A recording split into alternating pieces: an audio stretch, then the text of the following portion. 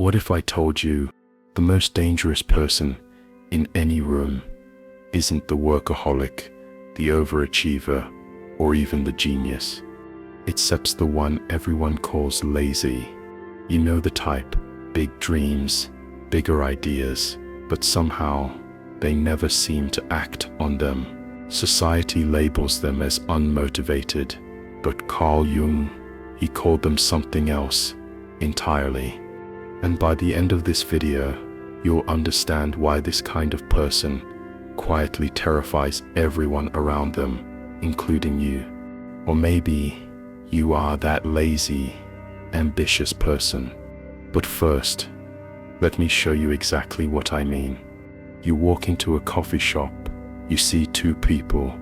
At one table, there's Sarah, laptop open, color-coded planner in hand, typing furiously, a classic overachiever.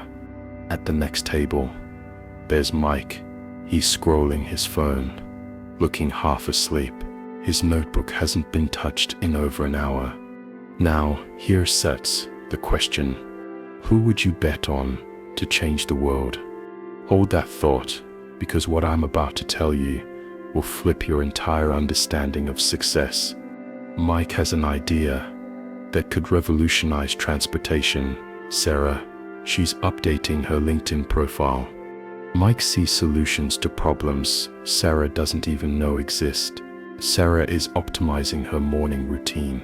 So why does everyone think Sarah will succeed and Mike will fail? Here's the uncomfortable truth. You judge Mike because he threatens everything you believe about how the world works. Carl Jung spent his entire life studying people like Mike, and what he discovered is this: the society doesn't fear lazy people. We fear the lazy, ambitious person, because he proves that everything we've been taught about success might be wrong. But he assessed what Jung understood that no one talks about. The lazy, ambitious man isn't said actually lazy. He's operating from a completely different level of consciousness. While everyone else is sprinting in circles, he's playing an entirely different game. And that game, that's what changes everything. To understand it, we need to look at something that makes people more uncomfortable than almost anything else. Jung once wrote, "The meeting of two personalities is like the contact of two chemical substances. If there is any reaction, both are transformed." But what happens when someone refuses to react the way you expect? If you've ever felt misunderstood, underestimated, this video is for you. Like, subscribe, and let's flip the script together. The lazy, ambitious man is a walking contradiction. He breaks people's brains. He dreams bigger than anyone you know, but might not get out of bed until noon. He has insights that could change industries, but won't even change out of his pajamas.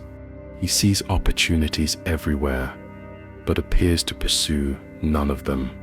And that terrifies us, because if ambition doesn't require constant action, if brilliance doesn't demand 5 a.m. wake-ups, if success doesn't require the performance of being busy, then what does that say about the exhausting race you've been running your whole life? Here is where it gets even more interesting.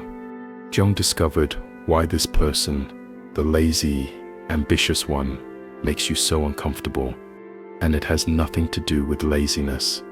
Remember that weird feeling you get around someone like Mike? Jung had a name for it. Once you understand it, you'll never see productivity the same way again. Quick question: when was the last time you did something just because you wanted to? Not because you had to. Not because it would look good on social media. Not because it fit your goals. Just because it felt good? Remember, that's the problem. Jung discovered that our obsession with productivity isn't about getting things done. It's about proving we not worthless. He called this internal fear the shadow. the parts of ourselves we spirit terrified to face. And in today's culture, the biggest shadow of all is the fear of being seen as lazy, unproductive, or irrelevant. So, we perform productivity. We hustle, we optimize, we grind and post and time block, not because it works, but because we're afraid of what happens if we stop. Think about your last vacation. Did you relax? Or did you feel guilty, anxious, like you should be doing something useful? The lazy, ambitious man doesn't feel that guilt, and that's what makes him dangerous. He sets not performing. He's not proving his worth through constant motion. He sets not even pretending to be busy.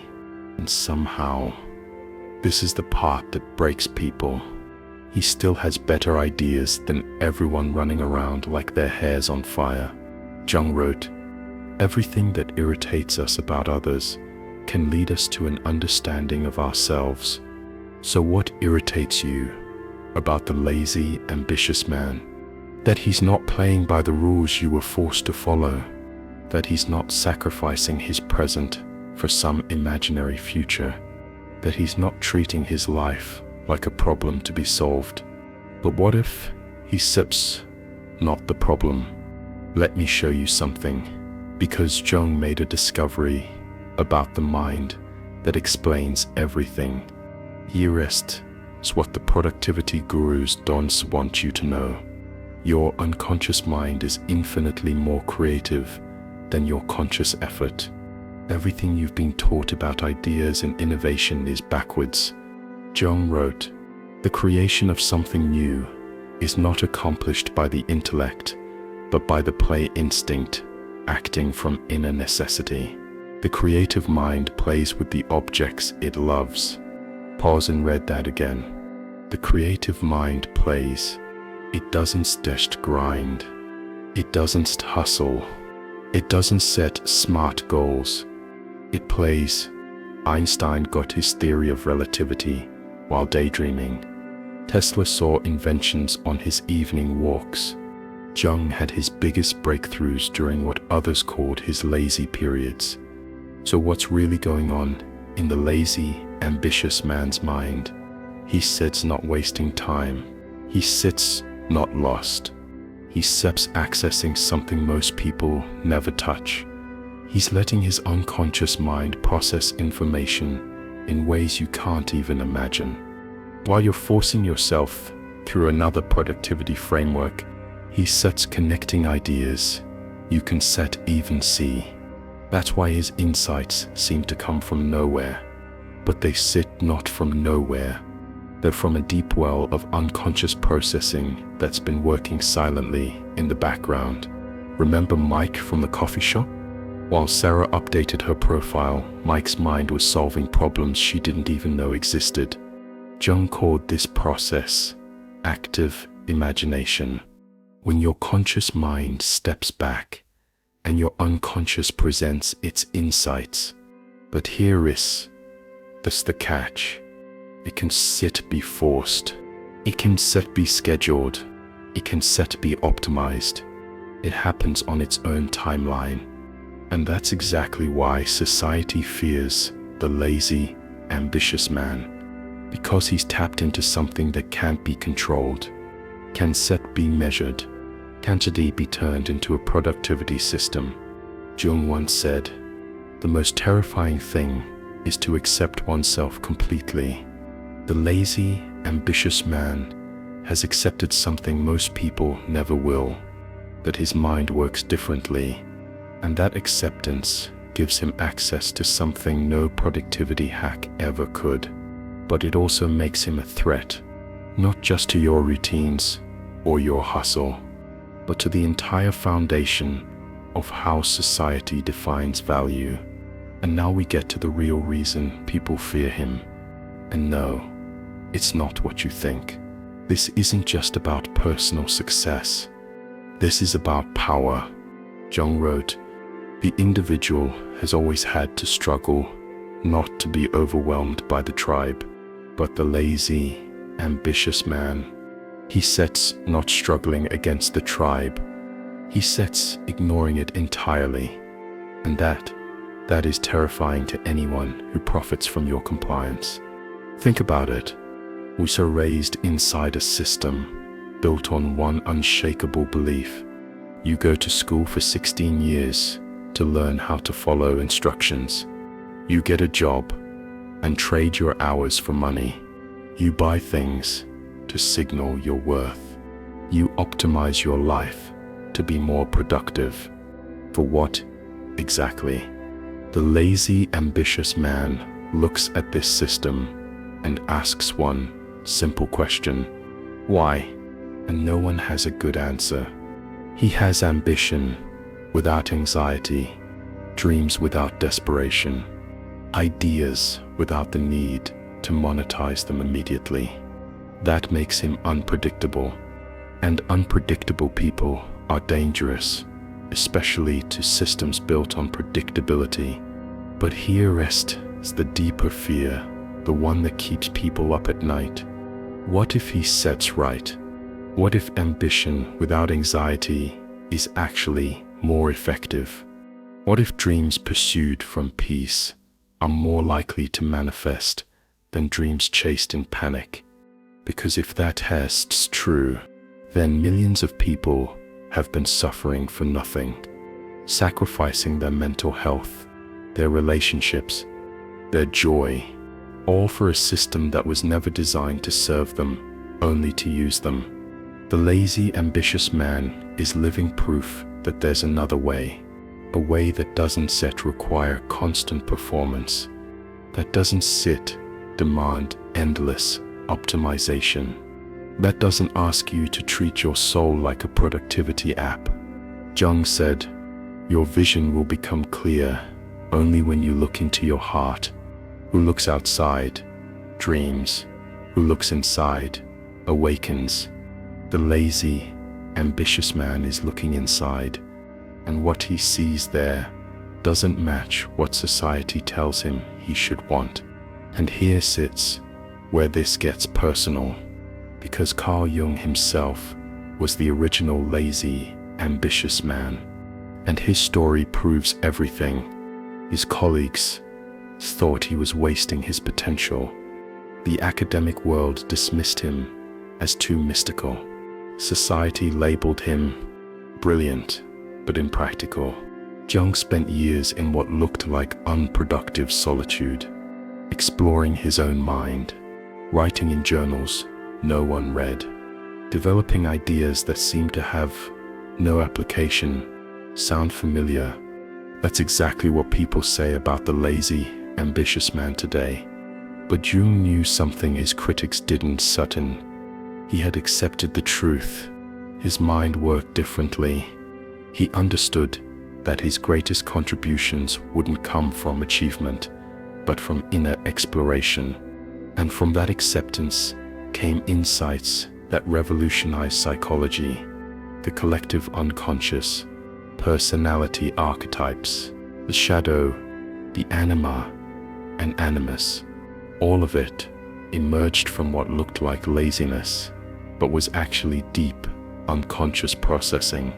This is the pattern with history's greatest contributors. They looked lazy because they weren't engaged in visible, measurable activity. Einstein called it combinatory play. Tesla called it mental experimentation. Jung called it active imagination. Society called it laziness. And today, it sits the same story. The lazy, ambitious man is walking that same path. He's not forcing his dreams into conventional timelines, because deep down, he knows traditional methods won't work for what he's trying to create. He sits waiting for the right moment, the right idea, the right convergence of instinct and opportunity, and to everyone else, that waiting looks like laziness. But Jung understood something our culture still hasn't learned. The lazy, ambitious man isn't broken. He's evolved. Everything you were taught about ambition, was designed to keep you trapped. But maybe, just maybe, you're starting to see yourself in this. Maybe you're so wondering, am I one of these people? One of the mislabeled, one of the misunderstood? Jung wrote, "The privilege of a lifetime is to become who you truly are." But becoming who you truly are, that takes a different kind of courage. Let me show you the signs. Because if you are the lazy, ambitious man, understanding this could change your entire life. Sign #1. You have ideas that seem to come out of nowhere. While others are researching and planning, solutions appear in your mind fully formed. You can't explain them, but you know they're true. Sign #2. Traditional productivity advice makes you feel worse, not better. Every time you try to follow someone else's system, it feels like self-betrayal, like you're fighting your own nature. Sign #3. Your energy comes in unpredictable waves. You might be useless at 9 a.m., but brilliant at midnight. You might need 3 days of stillness before 1 day of explosive creativity. Sound familiar? That it's not laziness. That's your unconscious mind following its own rhythm. Jung discovered, the creation of something new is not accomplished by the intellect, but by the play instinct acting from inner necessity. While others think you set a wasting time, your mind is playing, in sees, processing, is such preparing. You stir not procrastinating, you stir incubating, you stir not avoiding, you stir aligning. You're not failing, you're forming something the world doesn't see yet. But here rests what matters most. You've been taught to see these traits as weaknesses. You've spent years trying to fix yourself, to become more like the productive people around you. Jung would tell you one thing: stop. He said to tell you the truth. Your different rhythm isn't set a bug. It's just a feature. When you stop fighting your nature and start working with it, you gain access to real ambition, not the desperate, anxious ambition that leads to burnout, but the calm, patient ambition that comes from knowing who you are and what you're truly capable of. That is why your dreams are so big. When you're not exhausting yourself trying to be someone else, you finally have the energy to imagine what actually matches your potential. That's why your confidence seems unearned to others. When your worth doesn't depend on external validation, you can believe in possibilities that most people dismiss as unrealistic. But here is the hardest part: accepting this about yourself. And that leads to the practical question: how do you live as a lazy, ambitious man in a world that demands constant productivity? Jung believed the most terrifying thing is to accept oneself completely. But once you do, once you stop pretending to be something you're not, you need a strategy. Step 1. Stop apologizing for your rhythm. Your energy patterns aren't random, they're data. When you feel the urge to do nothing, that's not laziness. That's your unconscious mind asking for processing time. So give it that time. Protect it. Defend it against people who want to fill every moment with activity. Step 2. Learn to recognize the difference between rest and avoidance. You need both, but they feel different. Rest feels peaceful, like recharging a battery. Avoidance feels anxious, guilty, like you're running from something. When you start truly resting, ideas start to come. When you're avoiding, all that comes is more anxiety. Step 3. Develop what Jung called active patience. This isn't set passive waiting. This is conscious preparation, getting ready for your moment before it arrives. While your unconscious is processing, your conscious mind can still gather tools, learn skills, refine your craft, create the right conditions. So when the moment comes, you're so ready. But here is the most important thing. You have to stop measuring yourself by other people's timelines. The world wants everything now. Social media celebrates overnight success. Productivity culture promises transformation in 90 days. But Jung understood something deeper. The privilege of a lifetime is to become who you truly are. That doesn't happen on a deadline. Your ambitions might take years to manifest. Your ideas may need space to mature. Your moment might not come until you're 40, 50. That is not failure. That is mastery. Every lazy, ambitious man in history was told he was wasting his potential. Jung himself didn't publish his most important work until his 60s. His ideas were ignored for decades. Too mystical, too impractical. And yet, when his moment arrived, everything he had quietly cultivated became essential. His so-called laziness was preparation. Preparation for contributions that outlasted all his productive contemporaries. This pattern repeats throughout history. The person everyone dismissed as lazy suddenly emerges with something that changes everything. Because while others were optimizing their efficiency, he was optimizing his authenticity. While they were following systems, he was developing wisdom.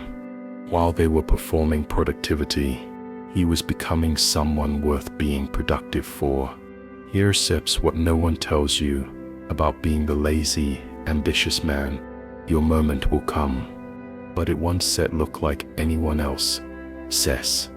Let me say it again. Your vision becomes clear when you look into your heart. Who looks outside dreams. Who looks inside awakens. You have been looking inside, while others looked outward. You have been awakening, while they have been chasing approval. And that awakening gives you something productivity culture will never offer. The ability to dream without anxiety, to have ambition without desperation, to create without forcing. But don't expect a dramatic moment of arrival. Your breakthrough won't come with fireworks or applause. It will be quiet, subtle, inevitable, like something that was always meant to happen. The timing will feel right. The vision will finally take shape. The circumstances will align, and suddenly, all those lazy years will reveal their purpose. Every day you spent doing nothing, your mind was solving problems no one else could even see. Every period of stillness, your unconscious was making connections conscious effort could never force. That's why society fears the lazy, ambitious man, because he represents a different relationship with time, with success, with human potential itself. He proves that the problem was never laziness. The problem is a system that pathologizes natural human rhythms and tries to cram every soul into the same mold. So if you see someone with big dreams, but you struggle with traditional productivity, if you have been labeled lazy, even though your mind is full of visions and ideas, Jung would recognize you instantly. You are not broken. You are not lazy. You are not failing at life. You are just operating from a different part of human potential, one that most of society hasn't evolved enough to recognize. The real question isn't whether you'll achieve your ambition. The real question is, will you trust your process long enough to let it unfold? Because Jung was right, your vision becomes clear when you look into your heart. And sometimes, the most ambitious thing you can do is to trust what you see there, even when the world can see it yet.